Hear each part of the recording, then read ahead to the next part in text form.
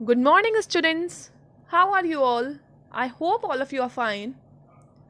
So, our today's topic is notice writing.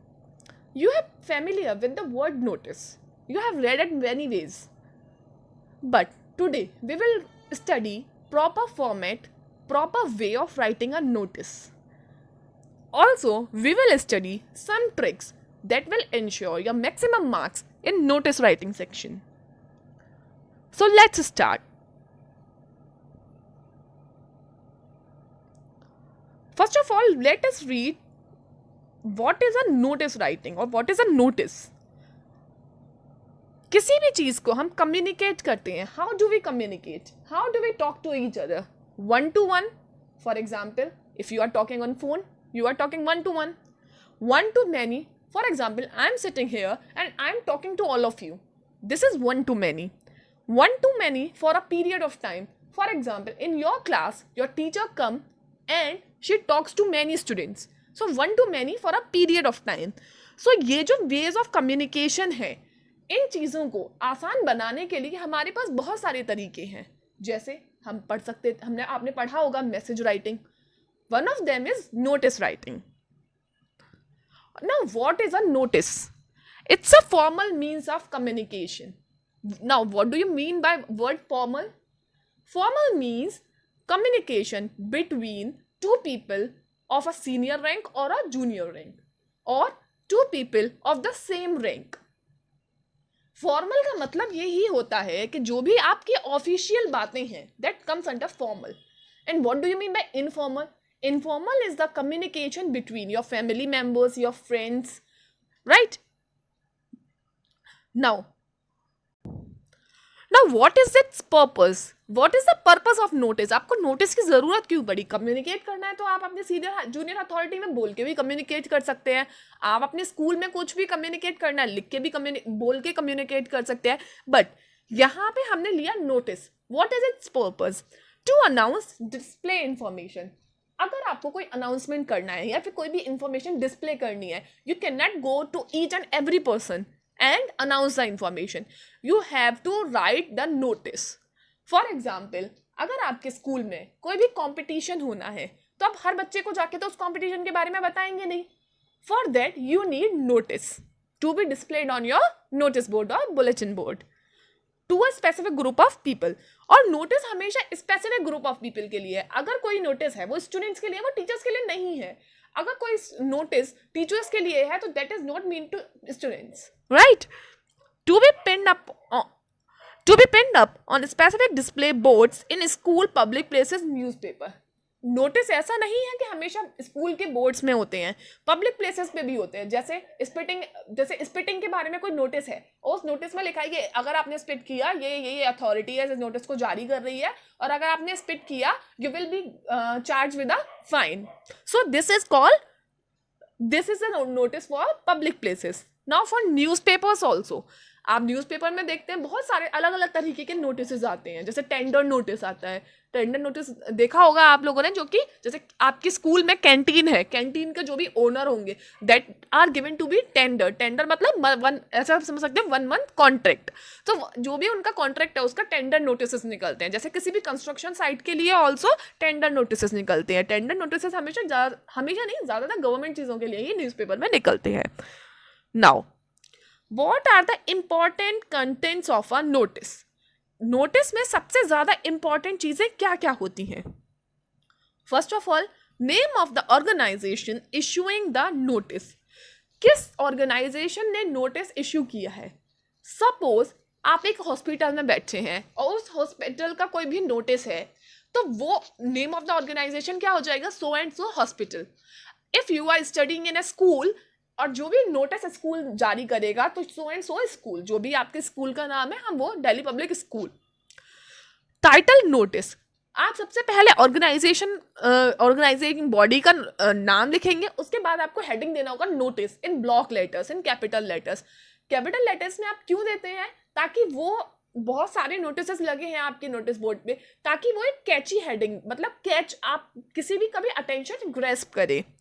Catchy heading to introduce the subject. Now heading should be catchy.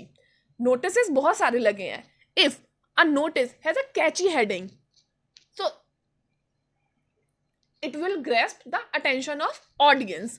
Suppose lost and found या found 50 found a wallet, तो ये सब चीजें आपको attention grasp करेंगी.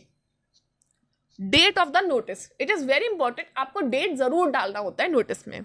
Body of the notice, body of the notice, अब उसमें notice में क्या क्या कंटेंट आना है, that is called body of the notice. Notice के अंदर आपको जो भी चीजें लिखनी है, जो भी जिसके भी बारे में नोटिस है, that is body of the notice.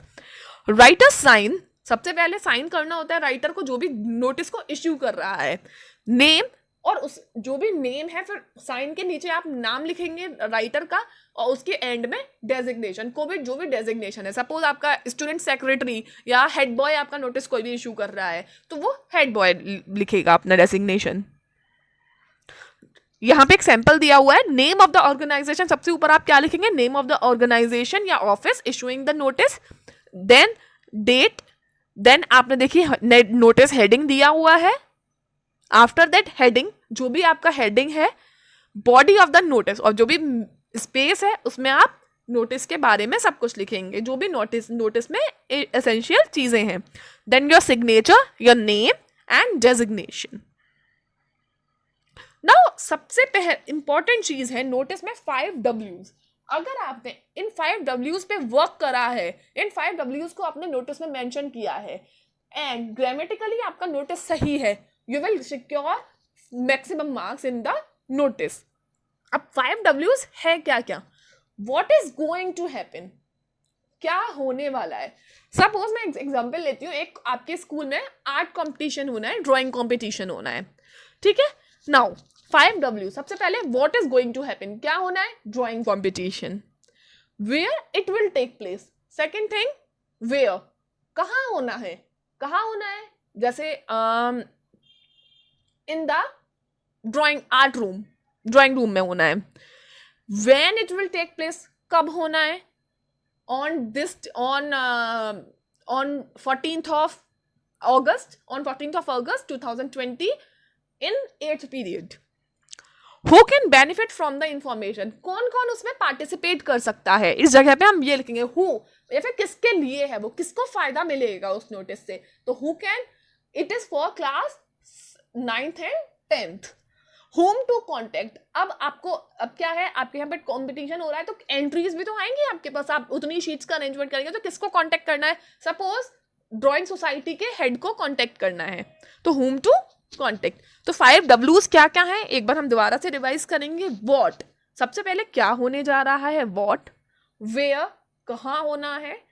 When, कब होना है, डेट एंड टाइम. When में ऐसा नहीं है कि आप सिर्फ डेट मेंशन करोगे, टाइम पर्टिकुलरली भी मेंशन करना होता है आपको. Who, कौन किसको बेनिफिट होगा उस इंफॉर्मेशन का. Whom to contact, और कौन उसकी इशूइंग अथॉरिटी है, या फिर कौन उसको इशू कर रहा है, किसके, और इस नोटिस के रिगार्डिंग आपको किससे कांटेक्ट करना है. इफ यू नो, आपने क्वेश्चन पढ़ा और क्वेश्चन पढ़ के आपको ये 4-5 चीजें समझ में आ गई, आप क्या कर सकते, इसके लिए एक ट्रिक है, आप यूज कर सकते हो. सबसे पहले इन 5 W's को लिख लो, व्हाट, वेयर, व्हेन, हु, हुम, और उनके आगे 1 वर्ड में लिख दो. व्हाट मीन्स क्या होना है, वेयर कहाँ, उसके बाद इन सारी इंफॉर्मेशन को सेंटेंसेस में फ्रेम कर दो, हो गया नोटिस. नाउ ये कुछ इसके टिप्स हैं इन नोटिस राइटिंग के, इंपॉर्टेंट चीजें हैं ये बहुत ज्यादा. Notice writing should be in passive voice, हमेशा नोटिस राइटिंग पैसिव वॉइस में होना चाहिए, एक्टिव वॉइस में आप कभी नहीं रहेंगे. For example we can take an example like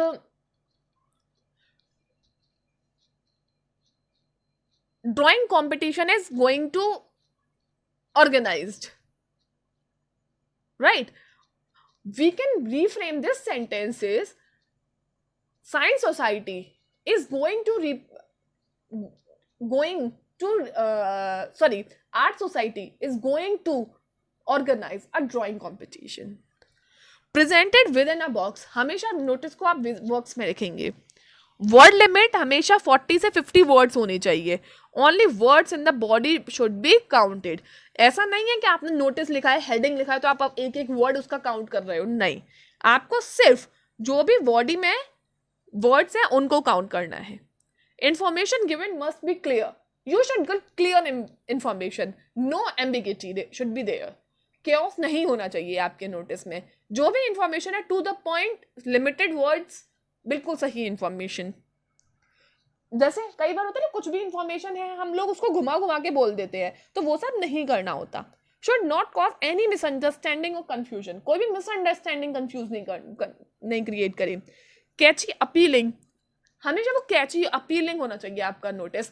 heading आप अच्छी यूज कर सकते हो, हेडिंग को इटैलिक्स में लिख सकते हो, लेकिन ऐसा नहीं कि कैची का मतलब ये है कि आप उसको चमकीले से कलर में, कुछ नियॉन कलर में आप उसको बना देंगे. नो, वो क्योंकि ये फॉर्मल चीज है, आप इनफॉर्मली उसको नहीं ट्रीट कर सकते. बोल्ड लेटर्स, कैची स्लोगन्स, स्ट्राइकिंग वर्ड्स, फ्रेजेस. कोई भी इंपॉर्टेंट चीज है उसको बोल्ड लेटर्स में लिख दो. उसको कुछ भी कैची स्लोगन या स्ट्राइकिंग वर्ड्स या फिर कुछ इस अलग तरीके से लिख दो उसको. No personal pronouns, I, me, ये सब नहीं यूज कर सकते. I am doing, going to do this, no.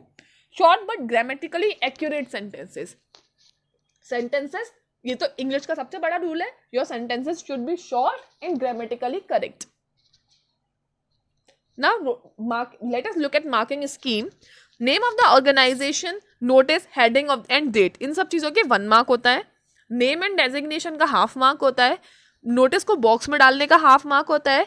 Content, language जो भी है 2 मार्क्स है. Exceeding word limit by 2 by 3 words, ½ marks deduct हो सकता है आपका. और 4 और मोर वर्ड से 1 मार्क डिडक्ट हो सकता है. इसलिए अगर आपने 2 और 3 वर्ड्स ज़्यादा लिख दिए तो ½ मार्क डिडक्ट हो सकता है. अगर आपने 4 वर्ड्स ज़्यादा लिखे तो 1 मार्क भी डिडक्ट हो सकता है. तो इसीलिए शॉर्ट एंड सिंपल सेंटेंसेज में ही इसको लिखना बेस्ट होगा. अब हम एक सैंपल देख लेते हैं.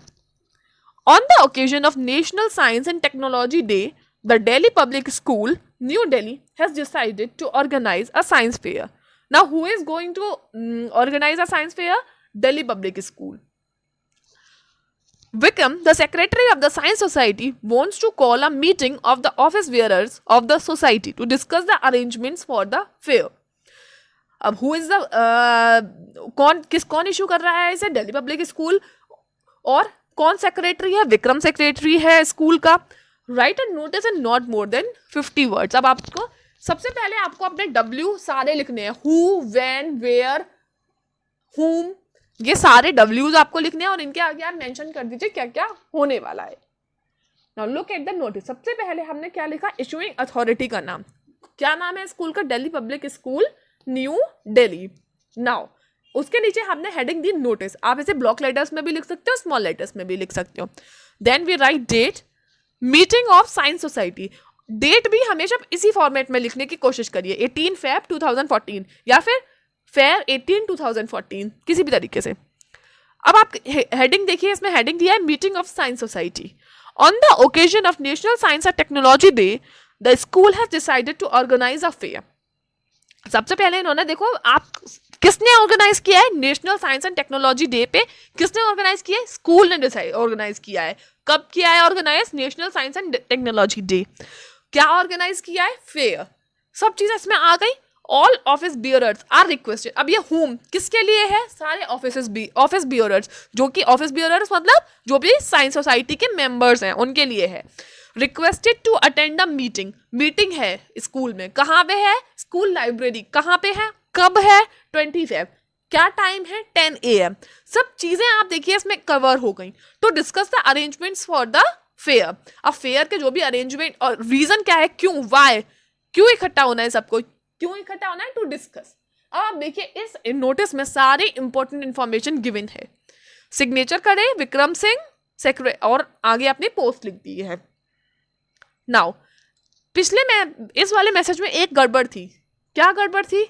It was not in a box. अब आप देखिए एक बॉक्स में डल गया है. ये आप देख सकते हैं इसमें जो भी इंपॉर्टेंट कंटेंट है उस सबको अंडरलाइन किया है. जैसे कि आपने स्कूल का नाम, नोटिस, जिस दिन आपने नोटिस रिलीज किया है. अब आप देखिए ये डेट, ये वाली डेट कौन सी है? जो मैंने जब नोटिस दिया है. और ये नीचे 20 Feb वाली डेट कौन सी है? जब आपको इकट्ठा होना है, जब आपकी मीटिंग है. तो technology day, the school has decided to organise a fair. अब पूरी इंफॉर्मेशन है और जो भी इंपॉर्टेंट इंफॉर्मेशन है आप देख सकते हैं उसको इन्होंने अंडरलाइन किया हुआ है. Now this is the perfect message, perfect notice. Now, you all have to practice all the डब्ल्यूज। आप सबसे पहले एक इसी सैंपल को लीजिएगा, इसमें सारे डब्ल्यूज को आप लिखेंगे अपनी कॉपी में और फिर इस तरह के नोटिस की प्रैक्टिस करेंगे। Thank you so much and have a nice day.